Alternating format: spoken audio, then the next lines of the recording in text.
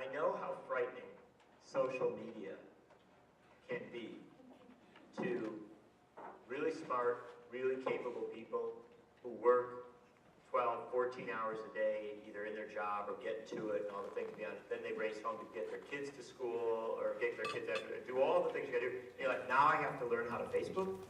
And yet I will tell you, to my mind, and I write books about media. That's actually, when I'm not trying to stir up teachers or nurses and other public servants, I do this for a living.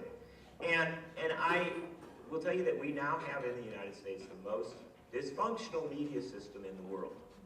Now, people say, well, yeah, but what about North Korea, right? That's really bad. And I say, no, in North Korea, they know not to believe what they see on television. And here, unfortunately, we still create the pretense that this is reality. It was so bad during Wisconsin that at one point, Bill O'Reilly was reporting on the Union thug violence in Wisconsin with video of palm trees. I'm not kidding. They had somebody pushing somebody around. There were palm trees in the background. And so it really is it's a messy situation. It's not just Fox and Limbaugh. It's a lot of our major media doesn't know how to cover this. It doesn't care about working people. It's not that they hate working people. They just don't care. The only way that working people ever become a story is when they get in the way of wealthy people. And usually that's done in crime coverage, right? Some poor person got in the way of a rich person, did something, right? But in small d democracy coverage, when you get in the way of wealthy and powerful people by using your right to protest and your ability to get out and do things, that we're starting to find gets some coverage. And so it's step one, go out, don't sit at home. But step two on the social media, this is a very big deal. And I'll tell you an analogy, not a whole big long story. The core of the Wisconsin struggle was stay-at-home moms. Stay-at-home moms with young kids because they're Facebook junkies. And I mean, because you can talk to the 2-year-old for a long time, and then you would like some outside input. And so we found that they were putting together Facebook pages that were better than the New York Times and NPR. They're packed with all sorts of video and story articles and stuff like that, and an activist component. They were twittering like crazy. The whole state was tweeting, and so what I'm telling you is a lot of people were learning the social media. You should put a course on it, and you should teach every person in this room to be great at social media. And I'll tell you why. For one simple reason. On a morning, March 5th, I get up in the morning, I thought it was going to be an off day, not a lot of protests that day, the unions weren't rolling any buses or anything like that. I had an email from Michael Moore.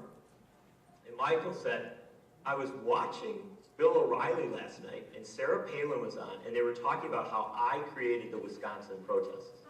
And I thought, I better come and see him. And so he bought a plane ticket, got on a plane at Newark at 6 in the morning, and was flying. He was already on his way when I got the email. We had done no publicity. We had not talked about him coming. We had done nothing. And so I did two things. I called Ed Sitlowski Jr. from ASME, and I said, Ed, Michael Moore is coming. And he said, shit.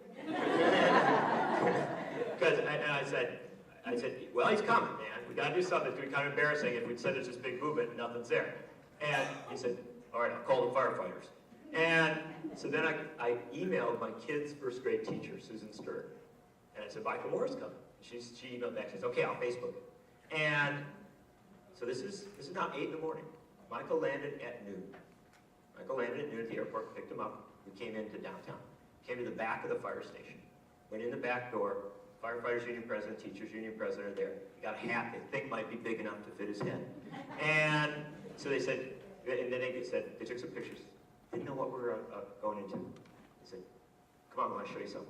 So they opened the front door of the fire station, and there are 6,000 teachers and firefighters, all assembled in line with the bagpipers in front, ready to go. Michael came out, took the lead of the march. We marched around the convention center and up toward the Capitol, and there were 50,000 people waiting to hear him speak.